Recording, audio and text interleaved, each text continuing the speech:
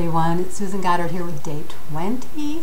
I just hope that by this time that maybe you have decided what it is you want to do, and if it boils down to working from home, maybe you want to stay home with your kids instead of putting them in daycare.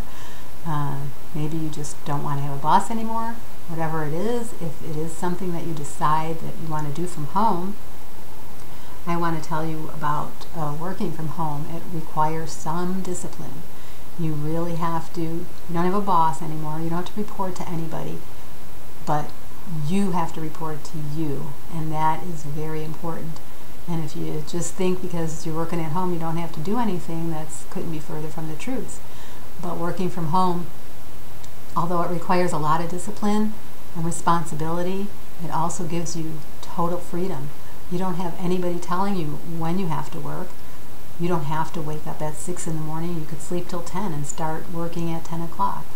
You can take off when you want. If your kids have something special going on at school this afternoon, you don't have to ask permission to be there. So it gives you a lot of freedom. But the only way it's going to give you that freedom is if you discipline yourself to make your business work. So I just wanted to tell you a few things about that, and I've got them written down. So on the number one priority is to make a schedule, and I think I said that back in day 8 or 9, I don't know.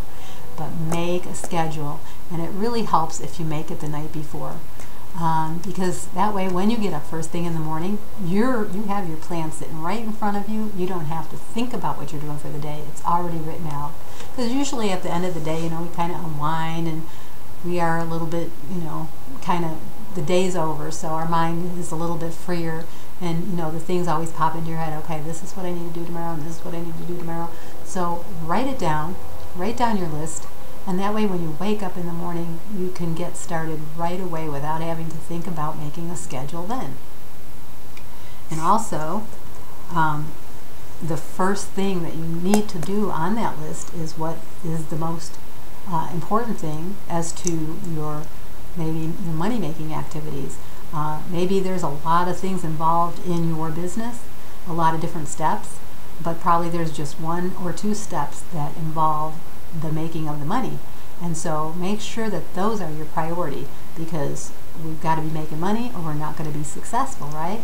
So make that your priority, and then all the other things like checking emails and responding to emails or making phone calls, all of that can come after you do your money-making activities. And also, very important is your 30-30-30. Like I told you before, 30 minutes of reading, 30 minutes of audio, and 30 minutes to reflect or to meditate. And if you want to just do all 3 of those, before you go to bed at night, or maybe sometimes first thing in the morning is best. I like to read early in the morning rather than at night. Whenever you feel most comfortable doing that, but put that on your schedule every night so that you do not forget to do that, because it is so important. So that's my tip for today. I'll see you tomorrow.